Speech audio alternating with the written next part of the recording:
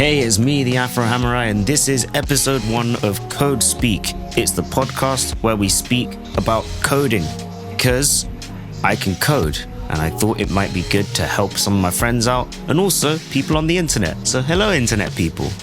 In terms of why I decided to start this podcast, most of the people on the internet know me for like music production and a little bit of code, but then there's a lot of people who I know in real life that want to start coding and don't really know where to go and how to start. So I thought that I'd do this as a way to both talk about how I got started, do a little bit of like exercises here and there to show different ways to code, and also maybe just, share about my journey that I'm still on, because as much as I'm in software engineering, you kind of always permanently learn new things. So there's always going to be maybe some advice I can give, right? Now, in terms of how I think today's episode will go, I'll show you a bit of what you could do in a language like Python, at least to get you started with the idea as to what you can code with, and show you how it is that you can get set up. But first, I thought I'd talk about some of the resources that I have, and a lot of the resources I have as books. You was probably wondering why I pointed here for books, because I have my books digitally because I quite like having digital books and I don't really have a lot of space for physical ones, basically. But I have a few books that I quite like, and what I'm going to do to help visually is use the internet. So we are going to use the internet. So let's have a look at my first one that I quite like.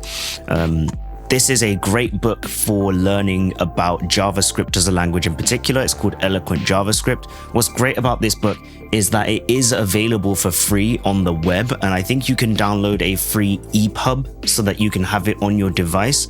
You can buy this book, and the benefit of buying it is, firstly, it helps the writer and the publisher make their money, which I think is pretty fair.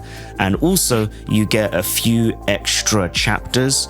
I bought it digitally because I quite like having it on the go and being able to annotate it and so on. I might buy a physical version of this 3rd edition because I have a physical 2nd edition, but I think it might just be good to give this person more money because I genuinely like this book. I think if you want to learn how to do web development or just learn how to code in general and want to use JavaScript as your language to do it, then this is definitely a great book for it. A book I think is slightly better, especially if you want to go not necessarily for web-based languages, so things like JavaScript, although there will be people that will fight me about it. JavaScript isn't just a web-based language, but to get it set up to actually work with, you have to do a bit of work here and there, mostly Node, unless you want to use your browser to do it. This is a great book. It's Python Crash Course. There is a 3rd edition, so I need to actually show you the 3rd edition once it loads up. Yes, it's available either directly from No Starch Press, or you can get it in like most bookstores. So here in the UK, if you're thinking about Waterstones, you'll have it available in Waterstones. You also have it available through your favorite digital places.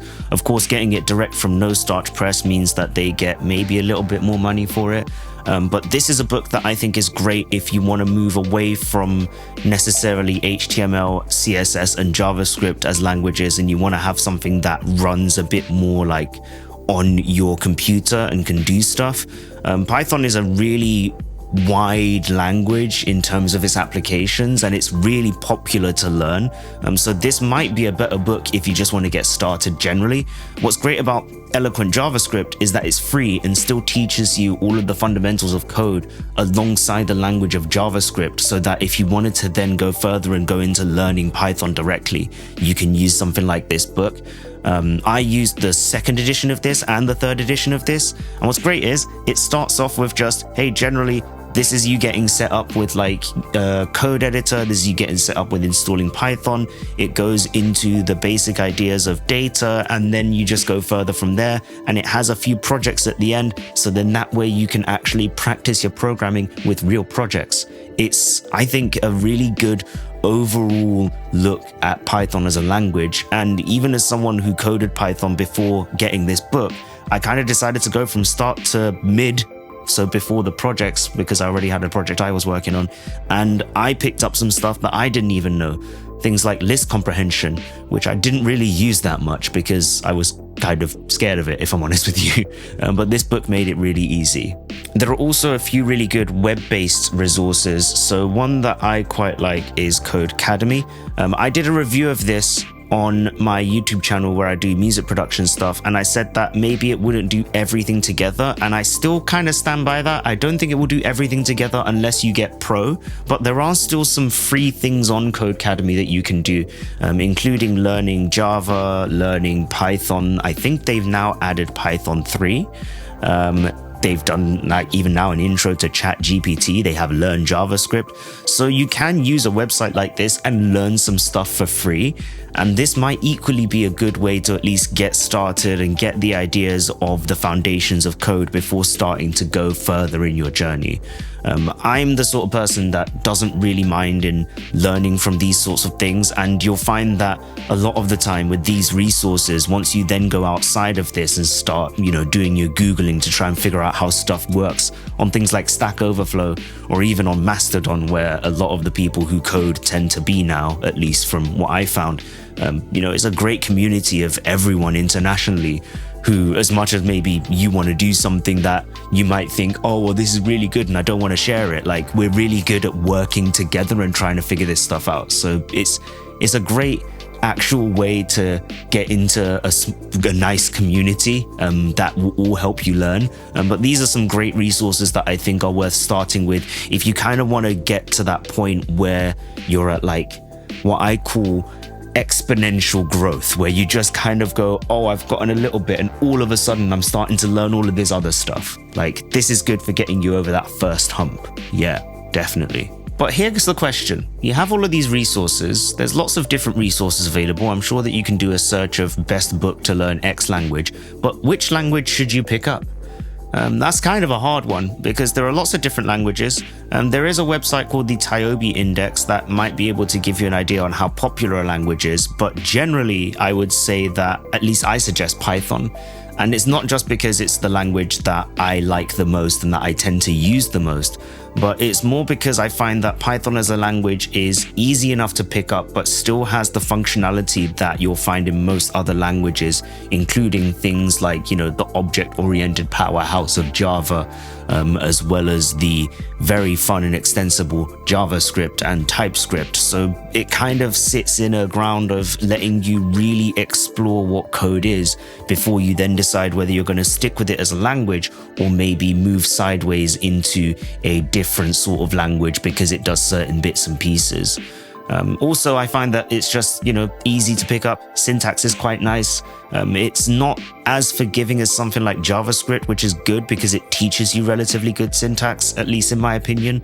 But then at the same time, it still has ways to make things easier without you needing to worry about getting the exact type of stuff right, which will make way more sense as you go further into learning Python.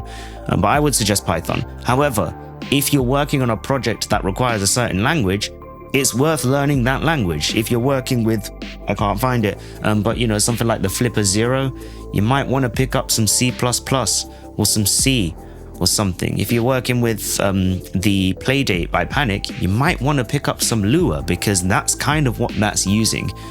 Code is kind of like math in that it's a lot of supply and demand. When you need something, you know what it is that you need. However, if you don't know what you need at the moment, give Python a try. That's the language that I'm going to be using through a lot of our exercises on this because I find that that's what I tend to be good at.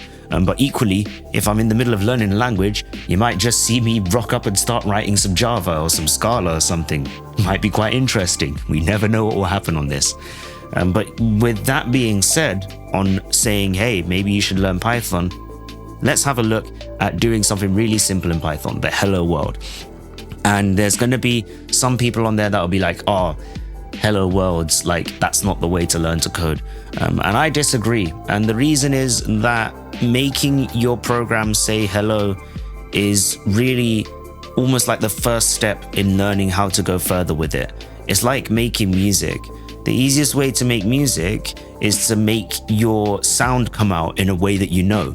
It's kind of the reason why I picked up piano instead of guitar, because I really found it hard to make the guitar make a sound and then afterwards make a sound that I knew what it was doing. Whereas with the piano, I knew if I press this C key, it's going to make the same C, and I kind of know what happens from there. Although I think I could probably pick up the guitar now if I wanted to.